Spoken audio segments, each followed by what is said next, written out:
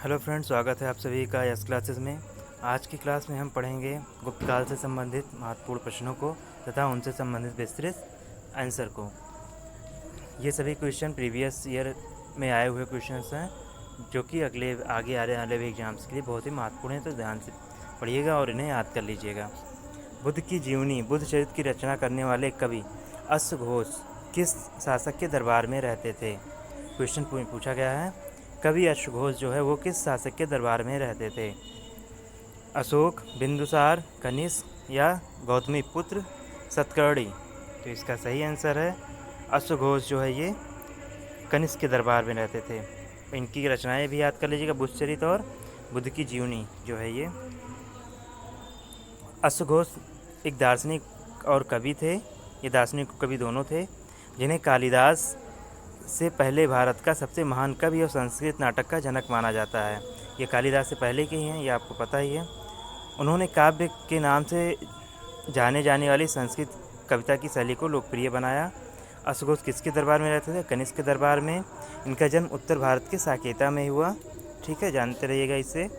और इन्होंने सबसे नीचे लाइन में देखिएगा, उन्हें सूत्रालंकार का लेखक भी माना जाता है।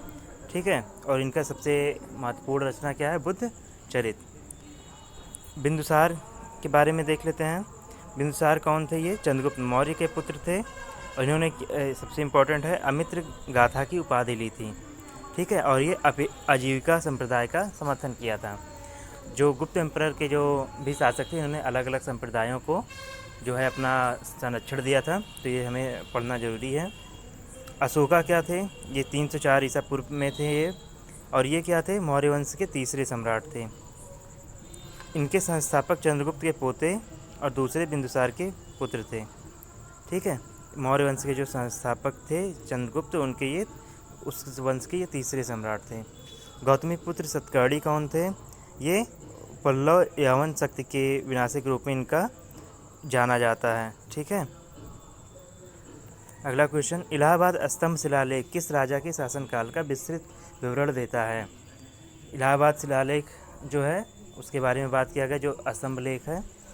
चंद्रगुप्त मौर्य, कनिष्क, समुद्रगुप्त या अशोक?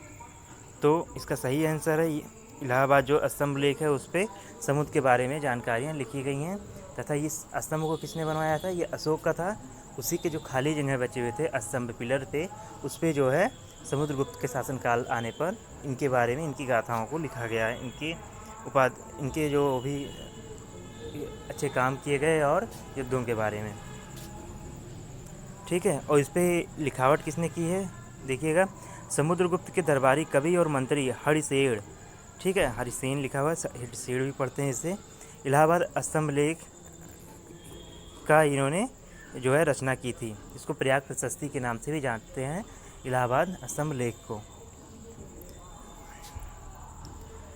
चलिए अगला क्वेश्चन देखते हैं।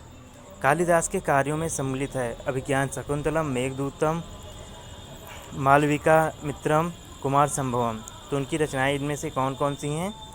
तो ध्यान दीजिएगा, ये सभी चारों रचनाएं जो हैं वो कालिदास की। तो चौथा ऑप्शन इसका सही है, क्योंकि ये सभी रचनाएं जो हैं वो कालिदास जी ने ही लिखी हैं।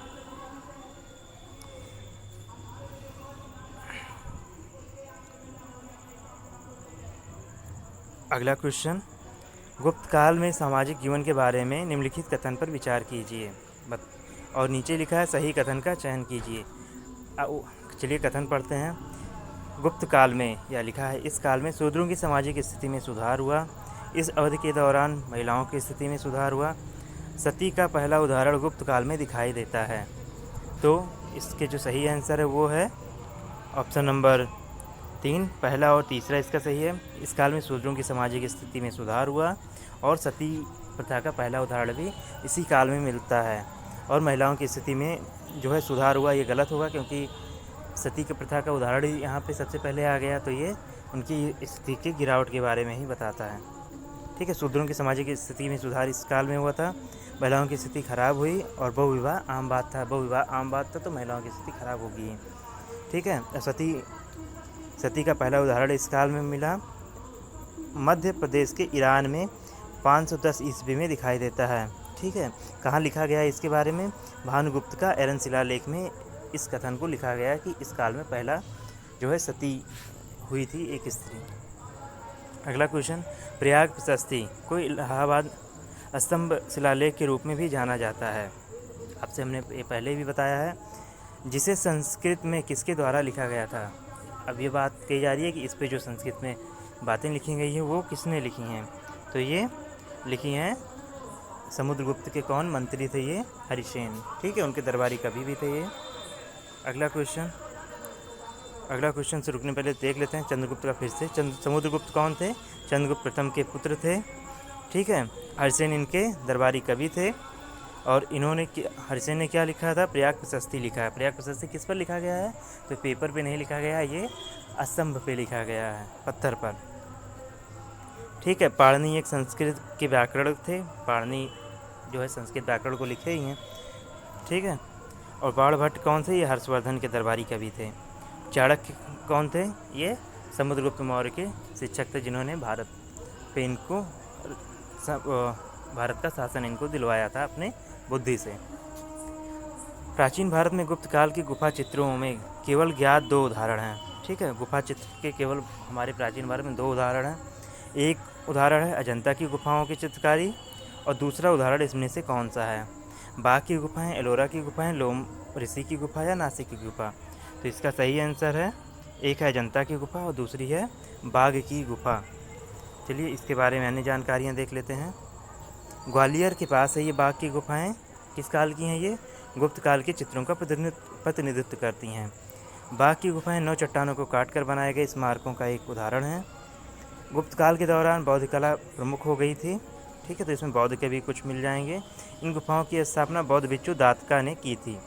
अजंता की गुफाओं के चित्र बेहतरीन हैं, आपने उनके चित्र अपने पुस्तकों में देखे भी होंगे। ग्वालियर के पास बाघ गुफा चित्रों को बौद्ध कला भी कहा जाता है। ठीक है, एलोरा की गुफाएं कहाँ? ये महाराष्ट्र के औरंगाबाद के पास स्थित हैं। इसका निर्माण किसने शुरू कराया था? राष्ट्रकूटों ने। इसमें कई काल के राजाओं ने इसमें निर्माण कराया, लेकिन शुरुआत इसकी किसने की थी? राष्ट्रकूटों द्वारा। ठीक है, एलोरा की बौद्ध, ब्राह्मणवादी और जैन गुफाएं मध्य भारत के पास पैठर से उज्जैन तक व्यापार मार्ग पर बनाई गई थी। एक लंबे दूरी तक बनाई गई हैं। ये क्वेश्चन बहुत ही इंपॉर्टेंट है कि जो एलोरा की गुफाएं, इसमें कितनी गुफाएं बौद्ध धर्म से संबंधित है, कितनी हिंदू से? तो देख लीजिए, इसमें 12 गुफाएं इसमें बौद्ध धर्म से संबंधित हैं, 17 गुफाएं हिंदू धर्म ग्रंथों से, हिंदू धर्म से, और 5 जो है ये जैन धर्म से हैं। सबसे पुरानी गुफा हिंदू गुफाएं हैं। ठीक है, पहले हिंदू गुफाएं बनाई गई, फिर इसमें बौद्ध, जैन। लोम ऋषि की गुफा ये बिहार में है, इतना जानते रहिएगा। और नासिक की गुफा नासिक में ही है। ठीक है, नेक्स्ट क्वेश्चन, धन्वंतरी और कालिदास किस गुप्त सम्राट के दरबार में थे? कुमारगुप्त प्रथम, समुद्रगुप्त, चंद्रगुप्त द्वितीय या स्कंदगुप्त? तो धन्वंतरी और कालिदास जो है ये चंद्रगुप्त द्वितीय के दरबार में थे। ठीक है, चंद्रगुप्त द्वितीय के दरबार के जो नवरत्न थे उनमें ये दोनों लोग शामिल थे।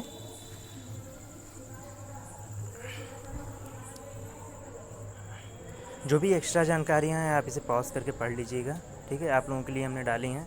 इसको पढ़ेंगे तो लंबा टाइम जाएगा, ये वीडियो शॉर्ट में बनाना है, आप तक जो भी इंपॉर्टेंट जानकारी हैं वो पहुंचानी है, इस पर्पज़ से बनाया जा रहा है। तो उम्मीद है आप लोग इसे जितने लोग देख रहे हैं वो शेयर कर दीजिएगा और लाइक भी कर दीजिए जिनको पसंद आ रहा होगा। चलिए हम अपने क्वेश्चन को फिर से देखते हैं। किस गुप्त काल के शासक ने महाराजा की उपाधि धारण की थी? ध्यान से पढ़िएगा, महाराजा की उपाधि। श्री गुप्त ने, चंद्रगुप्त प्रथम ने, समुद्रगुप्त ने या चंद्रगुप्त द्वितीय ने? तो इसका सही आंसर है श्री गुप्त ने। श्री गुप्त ही जो हैं जो गुप्त वंश के संस्थापक हैं। गुप्त वंश, ठीक है, श्री गुप्त गुप्त वंश के संस्थापक। इन्होंने क्या किया था? महाराजा की उपाधि का प्रयोग किया। चंद्रगुप्त प्रथम ने महाराजा धीराज की उपाधि से किया था और ये लिच्छवी की जो राजकुमारी थी कुमार देवी, उनसे इनका विवाह हुआ था। समुद्रगुप्त को क्या कहा जाता है? Napoleon of India. ठीक है, ध्यान रखिएगा, बहुत इंपॉर्टेंट है। इनके अभियानों का उल्लेख कहाँ है? रण शिलालेख मध्य प्रदेश में। इसी में जो है सती का पहला उदाहरण भी है, ये भी ध्यान रखिएगा। चंद्रगुप्त द्वितीय ने कौन सी उपाधि ली थी? उनको इन्हीं के नाम से हम लोग क्या पढ़ते हैं, चंद्रगुप्त विक्रमादित्य के नाम से भी जानते हैं। तो इन्होंने विक्रमादित्य लिया था। नवरत्न भी इन्हीं के दरबार में थे। आपकी हमारी क्लास कैसी लगी ज़रूर बताइएगा।